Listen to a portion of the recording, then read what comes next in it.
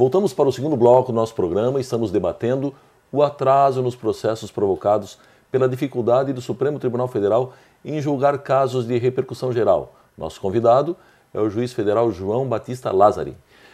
Bom, juiz Lázari, o grande problema é que diante do reconhecimento da existência da repercussão geral, o Supremo Tribunal Federal determina o sobrestamento de todas as demais causas com questão idêntica, inclusive em grau de recurso nos tribunais. Só para ilustrar, o Supremo Tribunal Federal, em 5 anos, de 2007 a 2012, talvez o senhor até tenha dados mais atualizados, reconheceu a existência de repercussão geral em 412 temas e só julgou um mérito de 116. São 23 julgados, em média, por ano. Em 2012, foram julgados apenas 5.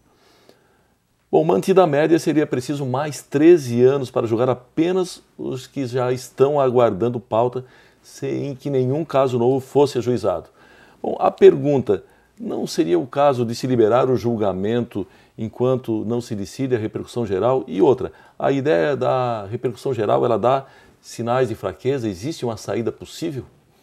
Muito bem, Vanderlei. Este é um grande problema, o grande nó da questão da repercussão geral. O Instituto, na sua concepção, ele é muito bonito, ele tem a sua finalidade estabelecida, mas na prática ele está falido, essa é a verdade. Por quê? Porque, como os números estão apontando, o Supremo tem recebido, numa média, reconhecendo a repercussão geral e suspendendo os processos, de mais de 80 casos por ano. Sim. E, no entanto, ele tem julgado aproximadamente 20 a cada ano que passa. Então, o que acontece? Milhares de processos ficam todos sobrestados, sejam principalmente nos tribunais em segundo grau, ou às vezes até no próprio STJ, aguardando o julgamento do Supremo. Enquanto o Supremo não julga, essas matérias ficam todas aguardando e não se chega ao final do processo. Pega matérias envolvendo, por exemplo, cadernetas de poupança, em que estão ainda pendentes as questões com repercussão geral sobre os planos econômicos. Nós temos milhares de processos dessa natureza paralisados. Então, o que na minha visão, caberia ao Supremo Tribunal Federal, como sugestão, ter as repercussões gerais com prioridade, porque a falta de julgamento tem uma consequência muito séria em matérias que envolvem direito previdenciário, direito do trabalho, direito do consumidor, tributário, enfim, todas as áreas. Poderia o Supremo fazer um grande mutirão com a prioridade, com questões temáticas, enfim, tem que destravar esse processo e julgar o que está paralisado. Como você relatou, em 5 anos, pela vazão que se está dando, se paralisasse nesse momento, precisariam mais 13 só para julgar dentro dessa média o que aconteceu. Um exemplo típico em 2012, mencionado, que o segundo semestre o Supremo apenas julgou o caso que é comentado do mensalão, nada mais foi julgado dessas matérias. E num primeiro semestre, 5. No entanto, o número de repercussões gerais já se acumularam ainda mais. Hoje nós já temos, em dados mais atuais, 445 temas com repercussão geral. E desses, só 119 foram julgados. Então, um estoque de 326 casos. Isso é bastante grave. O ministro presidente do Supremo Tribunal Federal, Joaquim Barbosa, numa entrevista que concedeu há pouco tempo, reiterou essa prioridade do Supremo Tribunal Federal para que tem que ser superado, que é um problema realmente grave.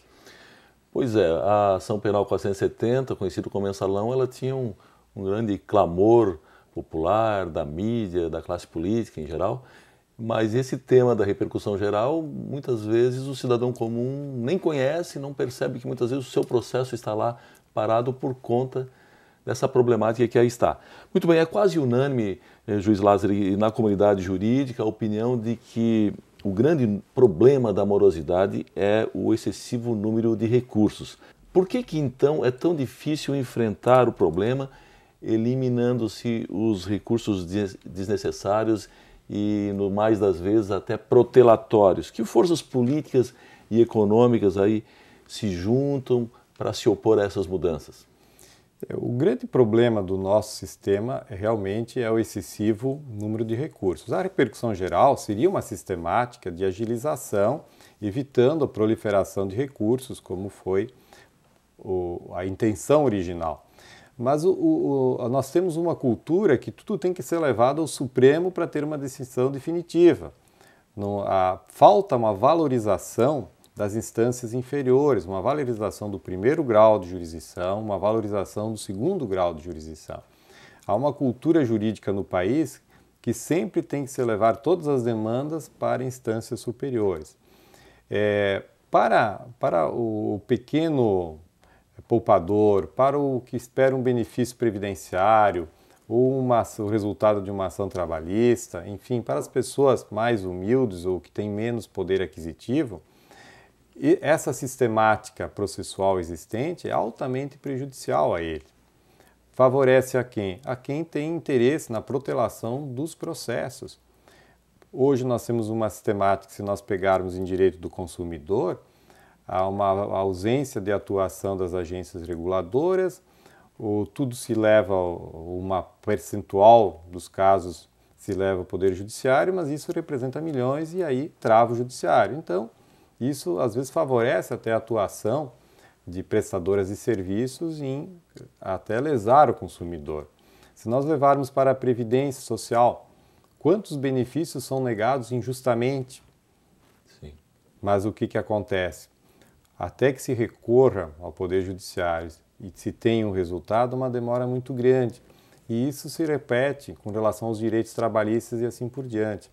Então nós temos que revisar o nosso sistema judiciário, principalmente na questão recursal, com a valorização maior das decisões de instâncias inferiores, evitando a possibilidade de recursos de tribunais superiores para situações excepcionais. Parece que essa seria uma alternativa. E dentro desse instituto, então, da repercussão, há que haver uma prioridade e uma agilização do Supremo no julgamento dessas matérias que tem prioritariamente uma repercussão mais ampla, com um número de processos maiores sobre estados e também valorizando questões no âmbito matéria previdenciária, trabalhista, direito do consumidor, onde tem, então, uma questão de uma abrangência maior.